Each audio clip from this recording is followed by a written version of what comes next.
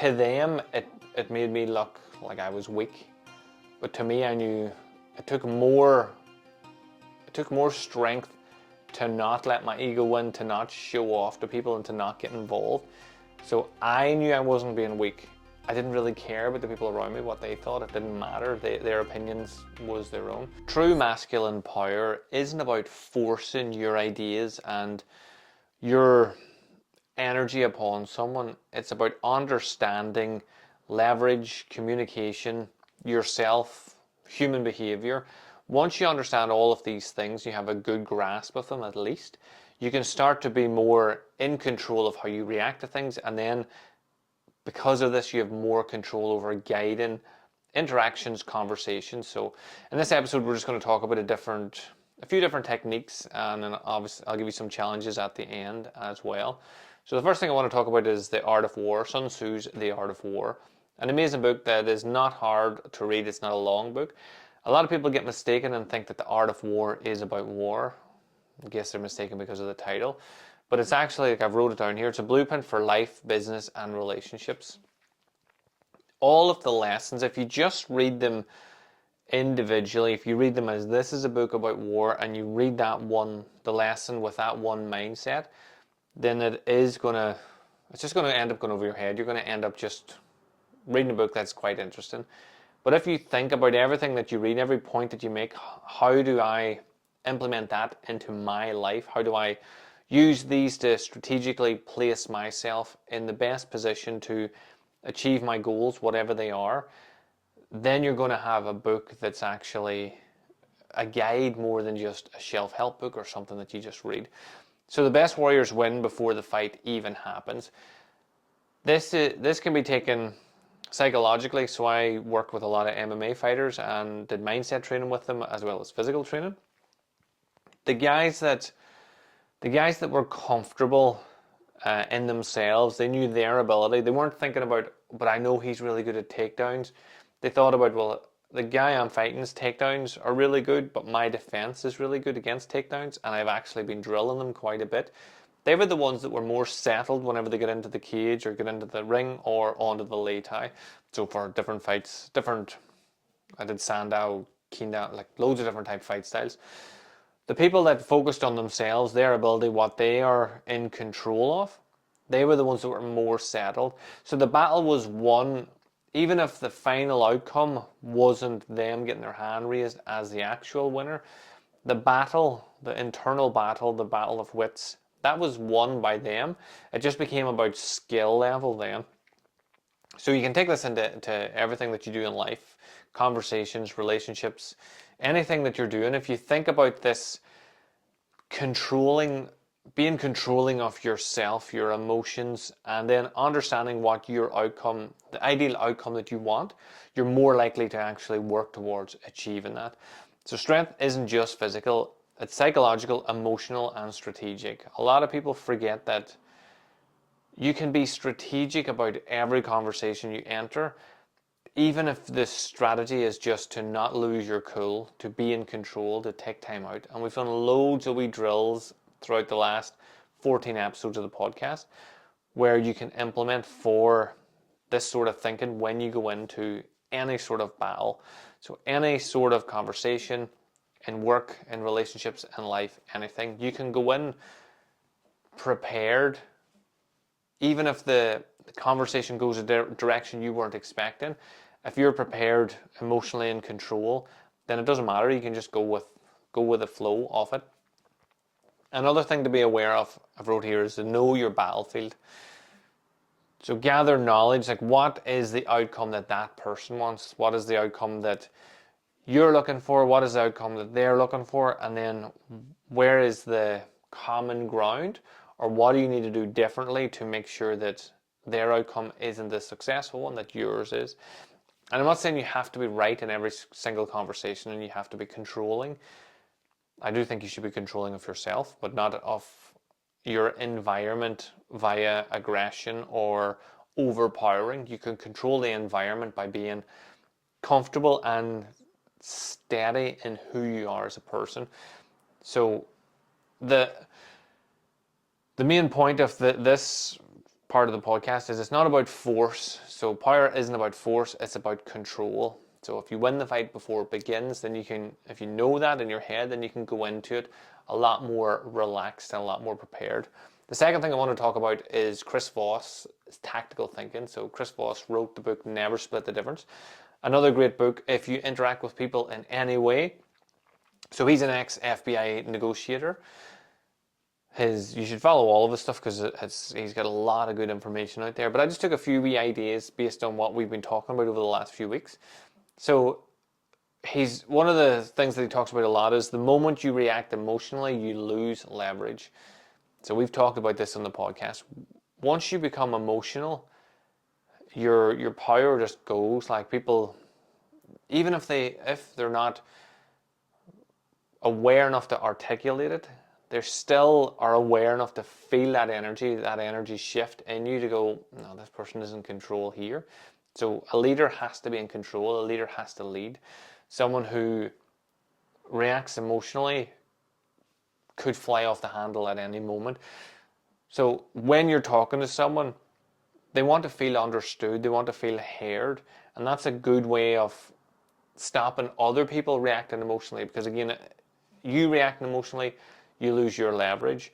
Them reacting emotionally takes away your leverage a wee bit as well, because it's very hard to logically explain to someone who's on a bit of an emotional spiral. So silence is your weapon. Whenever this sort of thing happens, you quiet down, you allow them to fill the gap. So if someone's spiraling and you keep trying to butt in, you just let them spiral. The spiral will eventually end, it'll run out. So you use silence as your weapon.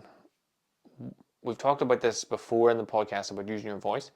When you become comfortable with silence, it probably happens in this podcast, the times that I'm actually thinking about what I'm saying and I go silent, it probably feels like you'll look at your phone, you'll think, what happened there? Did the podcast stop? Or if you're watching it in video, you'll think it's stalled or something, because we're used to just filling that silence all the time.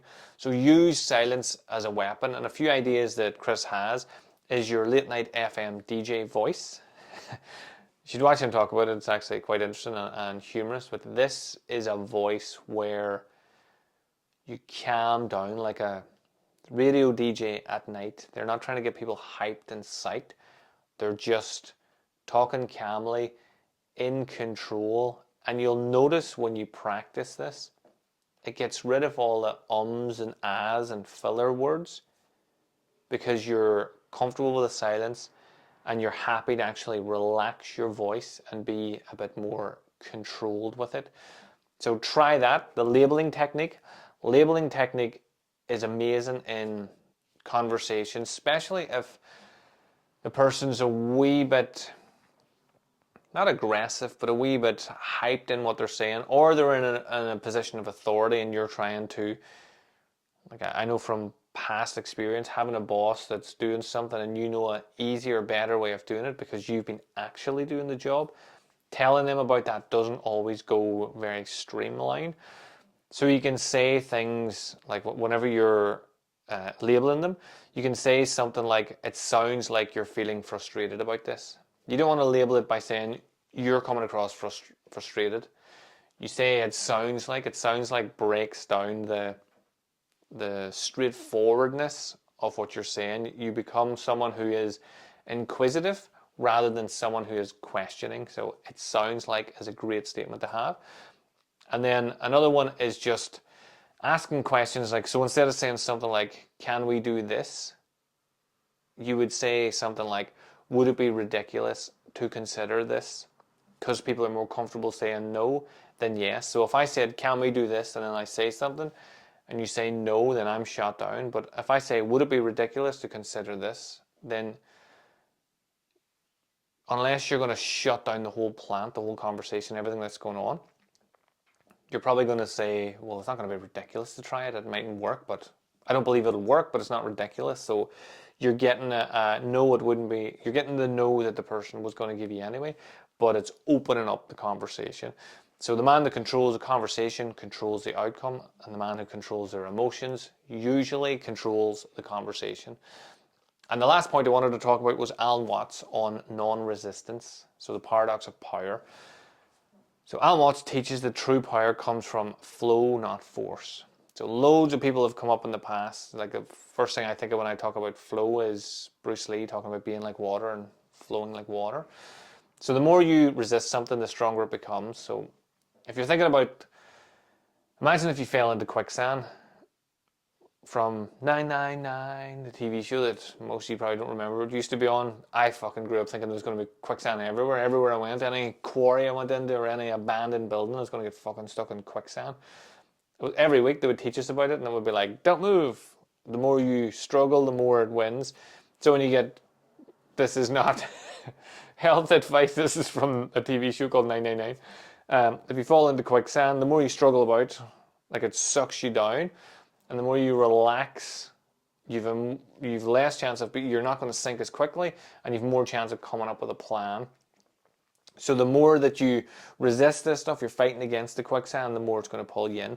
This happens day to day whenever you butt heads with someone in a conversation, usually they'll win because you're making them stick to their guns more, and no matter how much logic you get into, their emotions are running so high, and they've made their decision emotionally, and then most people don't want to look embarrassed or stupid, so they'll just stick there. So try to just relax a bit more and use the techniques above to guide the person and the conversation. So non-resistance is not weakness. So one of the things that came up a lot when I was first started martial arts and working in bars, because there was a lot of violence in the bars, or people being verbally violent, people would offer to fight me all the time, and staff that I work with would be like, oh, are you going to do it? And I'd be like, no, I'd be thinking about all the extra consequences, and I just couldn't be bothered. But to them, it made me look like I was weak. But to me, I knew it took more strength to not let my ego win, to not show off to people, and to not get involved. So I knew I wasn't being weak. I didn't really care about the people around me, what they thought. It didn't matter. Their opinions was their own. So don't think of non-resistance. Don't think of like not button heads as being a sign of weakness. It would be a sign of weakness if you just crumbled, but the fact that you're learning little techniques to re-question and say things like, it feels like you're frustrated here, and would it be ridiculous to consider this? Those two things alone are going to be enough to redirect the conversation without going force against force. When I first started martial arts, I was about 9.5 stone, and most of the people I trained with were like 12, 16, 18 stone. If I tried to go muscle on muscle, head on head, I was not winning. So I became very technical. I got to move really well. I knew how to redirect energy. Before I even understood what I was doing or why I was doing it, the real depth in martial arts, I was just doing it because it was much easier for me when a guy tried to shoot from my double legs, say take the two legs from under me, rather than me sprawling down where he could just pick me up. Because I was light, I'd sprawl to the side, so and then I'd be able to run and take their scramble around, take their back. So when I was doing that, I didn't fully understand what I was doing. I just didn't want to be crushed or slammed by somebody. But the more I did that, the better I got at it, and the more I realized that me using my strengths and thinking about my ability rather than theirs made it much more likely that I was going to come out on top. Literally, they were small, and I'd end up on top. So think about that whenever you're into any conversations this week. The ideas of non-resistant and the idea of flowing, directing, and just being strategic about the conversation. So we have a couple practical exercises for you this week again. The battle avoidance test. Most alpha men fucking hate this test because they want to be battle ready and go charging in, but I've just wrote here, learn to diffuse conflict before it escalates.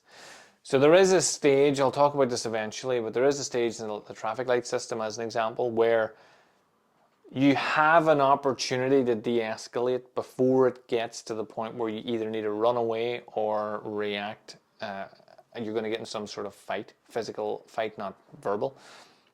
So learning to read that and learning to understand that is an amazing tool for any man to have, anyone to have really, but because men are more likely to be in a situation that builds like that, then it's a good tool to have as a man. So learn how to de-escalate.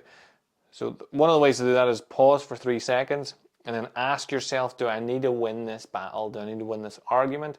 Or can I win the war or win the outcome in a different way by just guiding and changing their minds subtly rather than trying to brute force it? So use that. So in the conversation this week, try to do that. If it comes up, hopefully you don't get the opportunity to use this because you don't butt heads with anyone.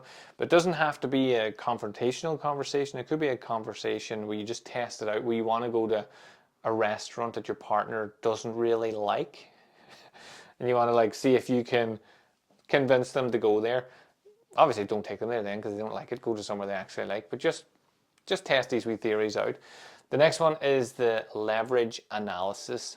So the objective of this is to identify your position of strength in every scenario. So each morning, write down one situation. So try this for like a week. One situation where you want to gain the advantage. So it can be in business, negotiation, social setting, whatever. And ask yourself, what does the other side want most? What leverage do I already have? And then how can I position myself so I don't have to force the outcomes? Remember, this is not about force. It's not about head on. It's about redirecting, and use all the techniques we just talked about. So try those two out. Let me know how you get on with them. Reach out to me. I have a PDF just based on the episodes that we've done now. It's a free PDF. Just reach out to me and I will send it to you. And it's a way to help you develop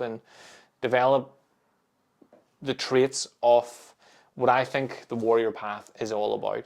So reach out to me and I will send you that as well. Until the next time, have a super awesome day, whatever you get up to, and I'll speak to you again soon.